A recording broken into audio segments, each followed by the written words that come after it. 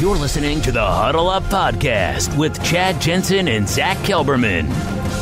Join Broncos Country's deep divers at milehighhuddle.com and sound off. And now it's time to drop some knowledge.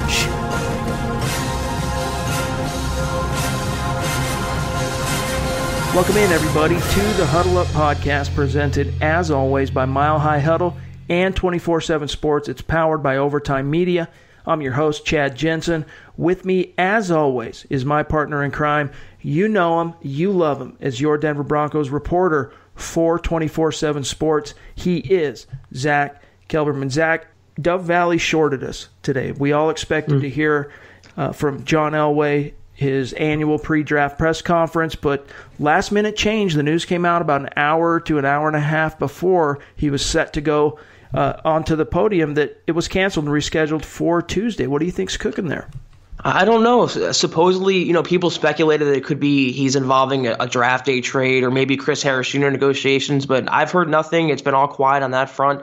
It was billed as a scheduling issue, supposedly. I don't know what went on, but he's going to tell us nothing tomorrow anyway, so it's going to be fairly anticlimactic. Yeah.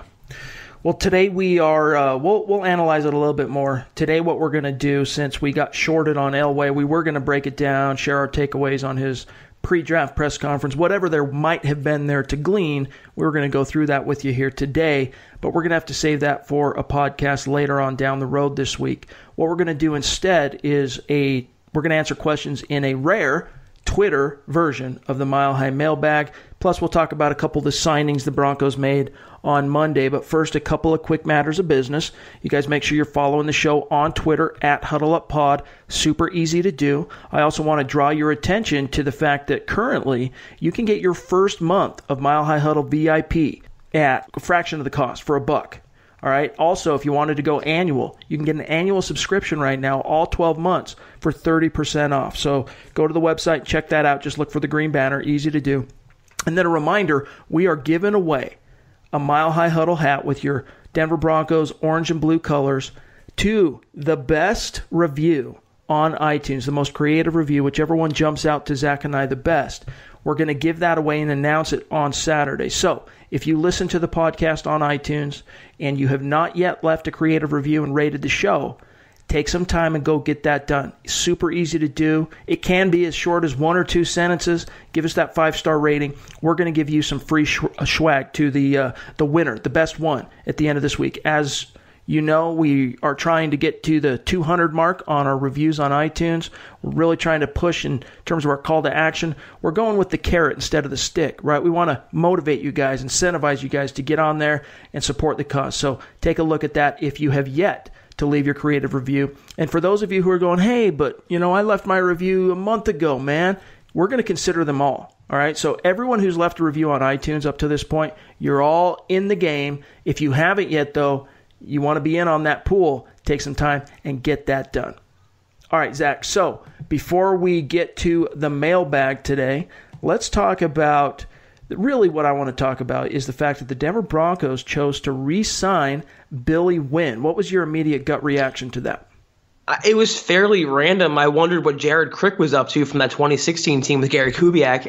The next year, he was a serviceable player, but the next year he tore his ACL. He had some significant damage to his MCL and other ligaments there, and I guess they watched some film and they decided to bring him back. It's sort of setting up that triumvirate at nose tackle with him, with Zach Kerr, and also Shelby Harris. So it's a fairly random signing to me, Chad. Obviously statistically you don't see a whole lot jump out from 3-4 defensive linemen. They're never going to be the guys unless you're, the LA Rams defensive line. Those guys are never going to be the dudes racking up the stats, okay? In a 3-4 defense, traditionally that's going to be your edge rushers, and that's going to be your off-ball linebackers running around making tackles. 3-4 defensive linemen, they're there in most cases to disrupt, sometimes to consume blocks, but it's the other guys who are cleaning up, and kind of reaping the benefits of what guys like Billy Winn sow. But for whatever reason, even though the stats aren't there, the Denver Broncos have always really liked Billy Winn. And so obviously it was a bummer that he had that ACL injury in the preseason back in 2017. And for whatever reason too, Zach, it's taken him Maybe it's due to his size. I don't know, an inordinate amount of time to recover from that. Obviously, the Broncos, he passed the sniff test. He come in probably for a physical. Everything looked good. What this says to me, Zach, is that they're not yet comfortable with their depth on the D-line. And for those who were maybe holding out hope that Domata Peko could be coming back to Denver, this might have kiboshed it, Zach. That was my very next point, Chad. This says everything you need to know about the Broncos' disinterest in bringing back Peko. He's a free agent, still a free agent. I thought he was a good player for them, good locker room presence. But apparently John Elway, Matt Russell, or Vic Fangio, someone in the building saw something they didn't like or saw something that can be improved on. I don't know that the combination of Billy Winn and Zach Kerr is better than Domata Peko to me. But obviously Vic Fangio has an idea, and we're going to talk about in a second here. The Broncos brought even more defensive line depth in, so Fangio definitely has a plan up the sleeve here for sure. I wouldn't completely rule out Peko quite yet, because even though a guy like Billy Winn may have passed his physical enough to earn a deal from the Broncos, until they get out into training camp and start banging and get into the preseason and see how he looks in competition. I mean, he's been out of football for a while now, a couple of years. And so you got to see if he's, A, in football shape, and B, it's not just a matter of being in football shape, Zach. I mean, you got to be in shape. Your conditioning's got to be there, but then you still have to have not lost a step, so to speak, right? You still have to can prove that you can hang with the rest of your competition. So it'll be interesting to see. I wouldn't quite rule out Peko. Let me put it this way, Zach. It wouldn't stun me if on the doorstep of the season, middle of July, maybe even all the way up to halfway through August, someone goes down, or the Broncos coaching staff, they're not loving what they're seeing in their depth up front. They place a call to Domata Peko, who still lives in Denver. Yeah, I just think they already brought in 2 veteran defensive linemen, and I think the next one, if it comes, will be through the draft. And then at that point, they're going to have no need. I agree with your premise, though. I think Winn ultimately won't make the final roster. And if an injury to Harris arises, maybe Peko can come back. But as of right now, it's very, very, very unlikely. Now, what Zach alluded to in terms of the other additions, the Broncos made a few roster moves on Monday, fortifying the trenches. Along with Billy Winn, the Broncos announced the signing of defensive lineman Mike Purcell and an offensive lineman, Jake Rogers. Now, both of these guys participated in the team's minicamp tryout last week, along with the cornerback Trey Johnson and the center Jake Brendel, former Miami Dolphin, who the team also signed. What was your reaction to these moves, Zach?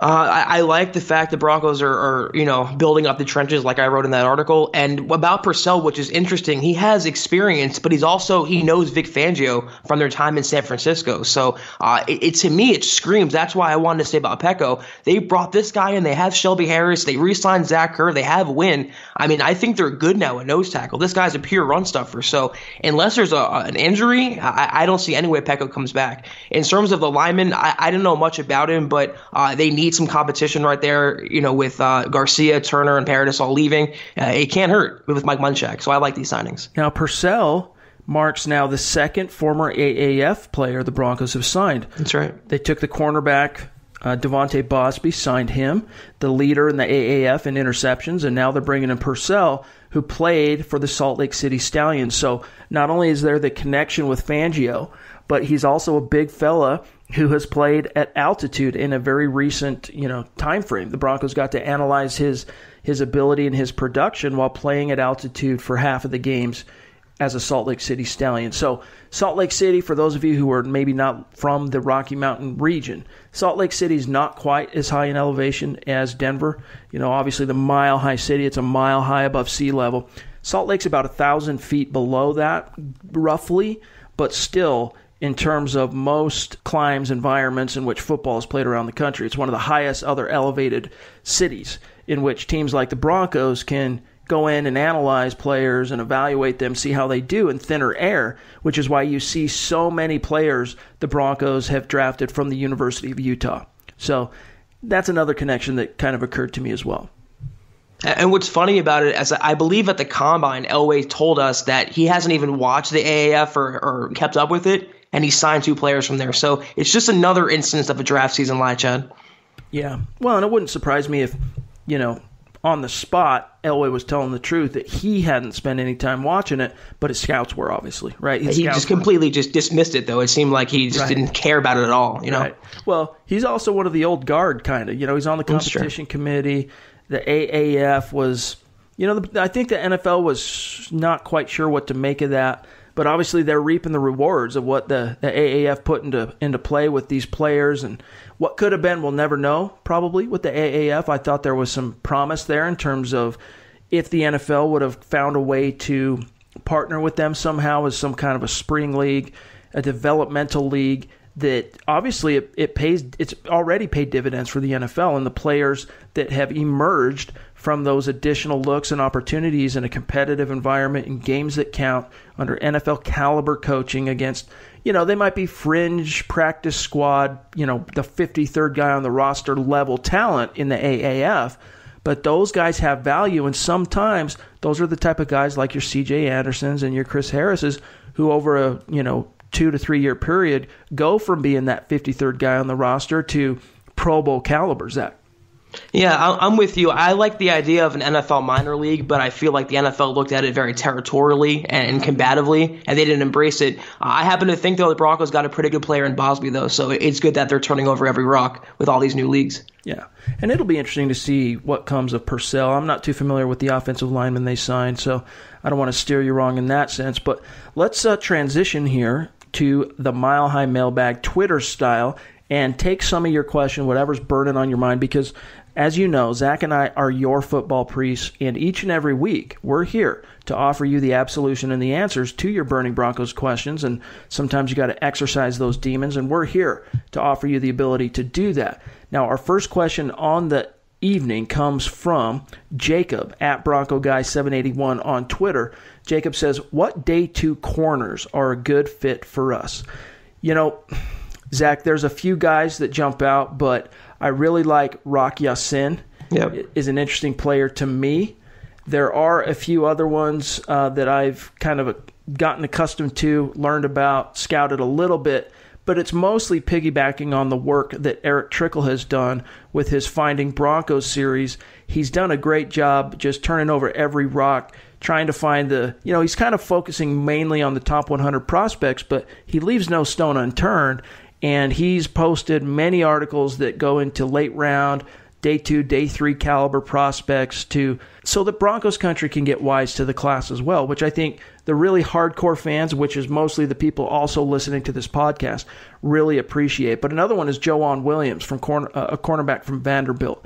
So those are the two guys that mainly jump out to me, Zach. Do you got anyone on your mind that might fit there's that other kid from Penn State that I'll butcher his name. I'll come up with it, but anyone that jumps out to you. Amani. Yes. Yeah, I can't pronounce his last name either. I'm with you in the sense that I haven't really scouted corners too heavy because I feel the Broncos aren't going to devote day 1 or day 2 resources. I'm with you on Ya-Sin also. I believe he's among the better corners in this class, right up there with DeAndre Baker and Byron Murphy. A day 2 guy at 41 who might fall is Greedy Williams. If the stars align, if that happens, the Broncos have to think long and hard about that. That's a day 2 guy. I like Julian Love from Notre Dame. That could be a second, third round, but I just don't think Denver will devote another resource after already picking up so many corners already this offseason. Yeah, and one thing that listeners have to keep in mind is, and we're not telling you don't send us draft questions. We welcome any and all questions, and we're going to always answer your questions as it relates to the draft. But there's a reason why we have experts on our staff that devote entirely all of their attention towards scouting the draft. Guys like Eric Trickle, guys like Nick Kendall, Carl Dummler, and even other guys like Alex Valdez, and we recently brought on a new writer in Trevor Judge. You got obviously Lance Sanderson, who's going to be in Nashville for the draft as credentialed media, bringing the inside scoop, hopefully a little bit early on what the Broncos do at pick 10 to our VIP subscribers at milehighhuddle.com 24/7 sports.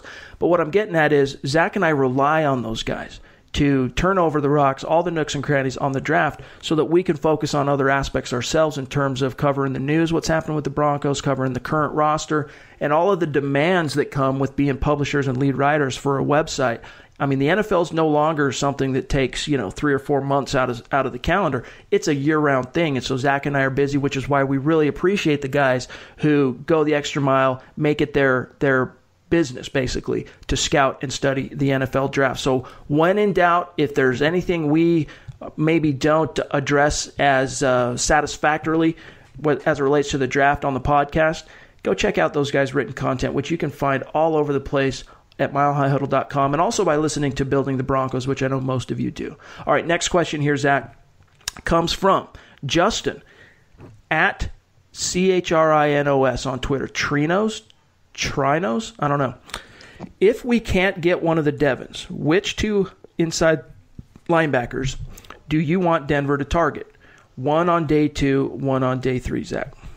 I like Mack Wilson from Alabama. That would be my pick there. If they don't go for one of the Devins, I think they will ultimately, though. My gut says we'll end up with Devin Bush at 10 if they stay there. But Mack Wilson in the second round, I believe, would be a nice consolation prize for Vic Fangio's defense.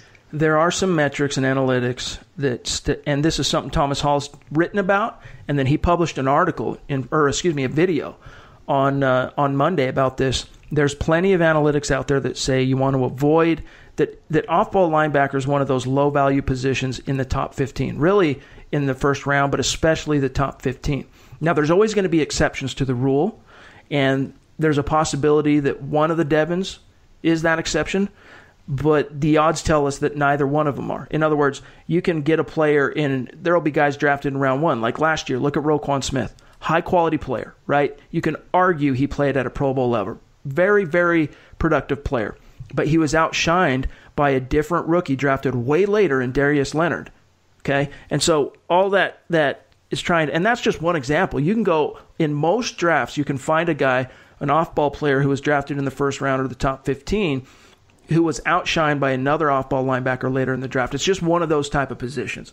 So would I be crying, if Devin White ended up as the pick or Devin Bush? No, I could absolutely live with it because I do think they're both quality players.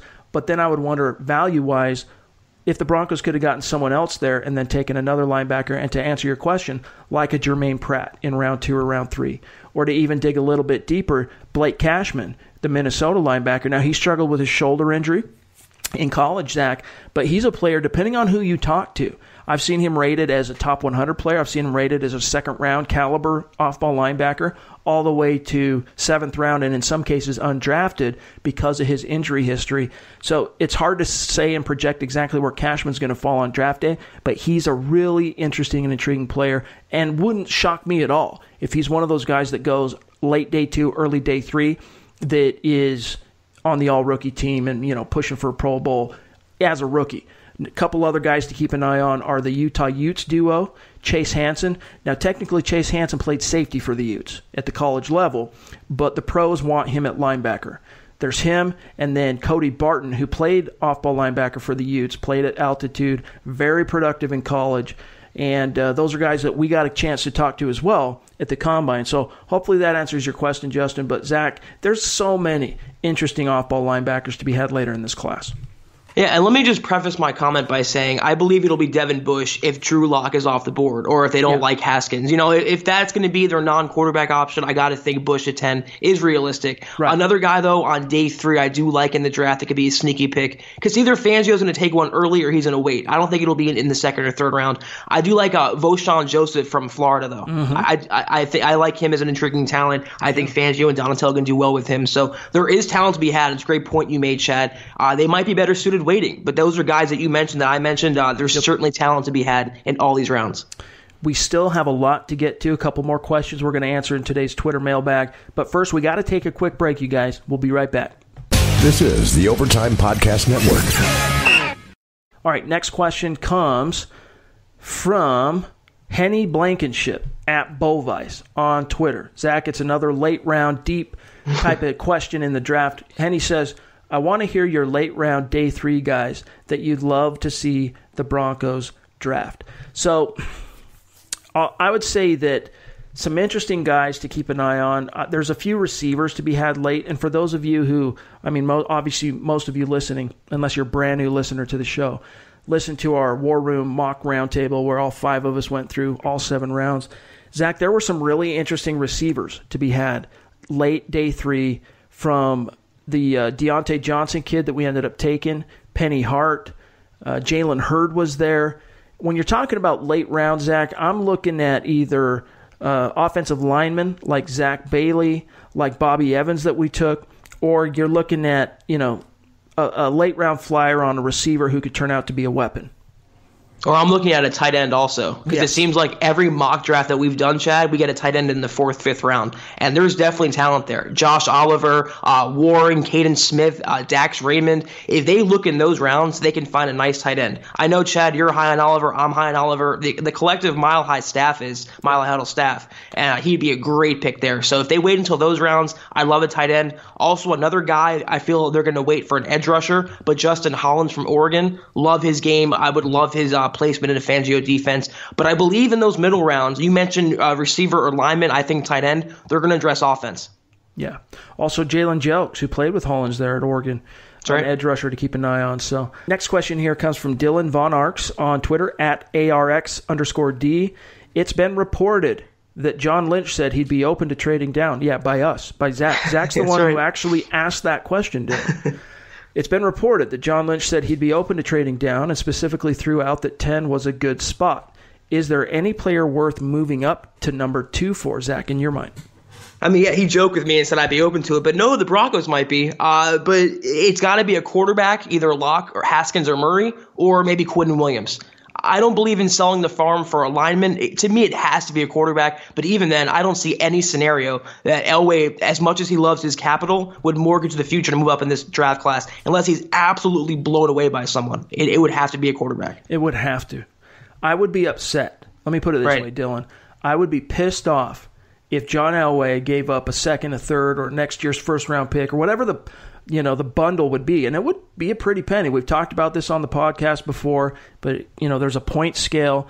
The Broncos would have to come up with, I think, just going off the top of my head, something like 1,500 points to jump from 10 to 2 for the value to be right. Now, John Lynch might be willing to ease up on that a little bit because of their relationship, and, it's been a very reciprocal type of front office relationship they've had so far, but he wouldn't budge too far because there's going to be other teams probably knocking on the door and calling Lynch looking to possibly move up. So he might offer Elway first right of refusal, but probably not too much of a sweetheart deal in terms of capital. So if you're going to give up future capital and current capital in the draft, it's got to be for a quarterback. And, there's a difference between, for example, Dylan, being at 22, sitting at pick 22 in the draft and moving up to 20. You might give up a third-round pick or something similar. But to go from 10 to 2, even though that seems like, they're both in the top 10, you're giving up a heck of a lot. And really, from a value perspective, the only type of player that is worthy of that type of investment would be your future franchise quarterback. So I guess the question now, Zach, is do you think there's a player worth it? And that's really what he's getting at. We can spitball what if they're going to move up, what it has to be. But in your mind, is there a player in this draft? Is there a quarterback in this class worthy of giving up some additional capital to jump from 10 to 2?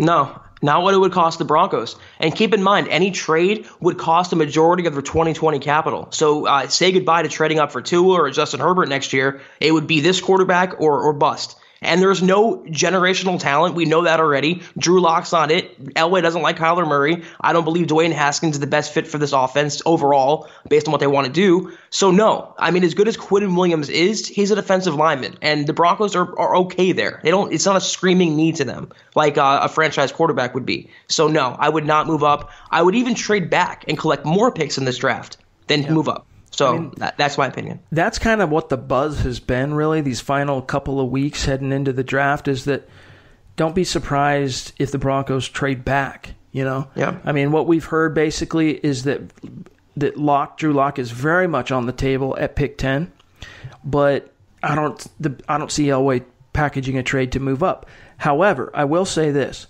Zach, if you have identified that Drew Lock is your quarterback of the future, that he fits the scheme, that the talent's there, that he has the mental acumen and wherewithal to be a franchise guy, all right, then I don't think that there is a price too steep to pay to get that guy. I mean, just ask the Philadelphia Eagles, ask the LA Rams. I mean, sometimes you got to trade up to get your guy. And if that's the case, pay whatever it takes, within reason to move up and get your guy. So if John Elway believes that Drew Lock is that guy, then he'll move up to guarantee he gets him.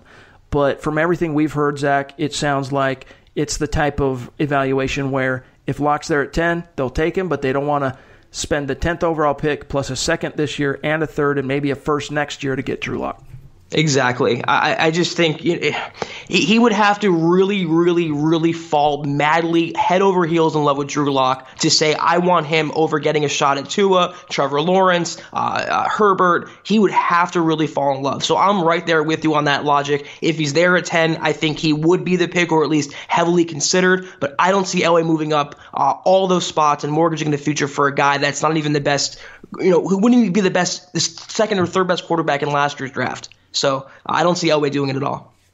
All right, last question here comes from our friend Jedi Joshua 58 at Jedi Joshua 58 on Twitter, also a valuable VIP subscriber of the site. Joshua says, guys, I'm of the mind to go get Lock for the quarterback of the future or trade back, stockpile some picks to help get the offensive line on track this season. Munchak will need talent. Your guys' thoughts? Great thought. I'm right there with you. I mean, you got to fortify the trenches regardless of Joe Flacco, regardless of your quarterback. And Locke is the best quarterback for the Broncos system in this draft class. So, yeah, either scenario would be fine with that. It would be fine in my book. And I would even prefer trading back. You get more picks. It's a very, very deep class in the second, third, and fourth rounds. The Broncos have needs all over the place. They can set up for the future. They can set up for now. I wouldn't mind at all if they traded back in the first round, Chad. Yeah. I mean, one guy, if it's a trade back, at 10, I wouldn't be crying over it too bad, but it's just not great value because centers are not top 10 caliber. But ask the Dallas Cowboys whether or not Travis Frederick would have been worth a top 10 pick, even though they got him late in the first round the year he came out of Wisconsin. Knowing what he became, even though he's got this, whatever autoimmune thing going on, he missed a lot of last year, if not all of it. Would he have been worth a top 10 pick if they had been sitting at 10? I mean, all-pro caliber centers at 10, I mean, if you knew he's going to be an all-pro, take him. My guy, if the Broncos trade back to 15 to 20, somewhere in there, is Garrett Bradbury, the center from NC State. Perfect fit. Scheme fit is there. He's an absolute type A personality, and you need that kind of alpha. And you want to find the next Tommy Nalen that fits the Broncos scheme, that can be stuck in the middle of your offensive line for the next 10 years plus. It's Garrett Bradbury. The scheme fit is, it's like almost too good to be true. For me, it would come down to him or Dalton Reisner if the Broncos trade back. And then depending on whether or not Devin Bush is there. But, the analytics from Thomas Hall, it really has swayed me and persuaded me that, unless, well, let me just put it this way. Off-ball linebacker, unless the class is just extremely top-heavy and there's no depth to be had later on, okay, maybe prioritize taking one of the guys if you have a need in the first round. But in a class like this, I'm telling you, pass on Devin White, and even if you trade back to 15 or 20, somewhere in there, Zach, I'm saying pass on Devin Bush, fortify your offensive line. It's not sexy, I get that. It's not going to help us in terms of headlines all that much, getting traffic. But get Garrett Bradbury, get Dalton Reisner, get Chris Lindstrom, and fortify that offensive line for Mike Munchak and Joe Flacco. I mean, Eric McCoy, you can keep going down the list, Chad. If the Broncos drop from 10 to 20, they could pick up a second or third rounder. You can always package those picks back up and move back in the first round if you want to. Reisner would be my pick, though. They move back to 20, 21, let's say. Great player, heck of a local guy from Colorado, would fit this Broncos team as a day one starter. They could always come up for an impact player like a tight end or a secondary player, a defender. I would not mind at all if they move back a couple spots and still got a lineman. Would I mind, though, if it was a lineman at 10 like Jonah Williams? Yeah, I would mind that. But if they trade back, stockpile those picks, and let Elway go to work, I'm all for it. Yeah. But, hey, we're going to know the answer to all these questions in reality in just a couple days' time. In fact, you guys are listening to this podcast, I'm sure most of you, on Tuesday. Zach and I are off Wednesday. Building the Broncos will have a fresh episode for you waiting on Wednesday. And then they're going to also have an episode ready for you Friday. So they're going to do a gut reaction type of podcast, record it Thursday evening, which is the night of the first round.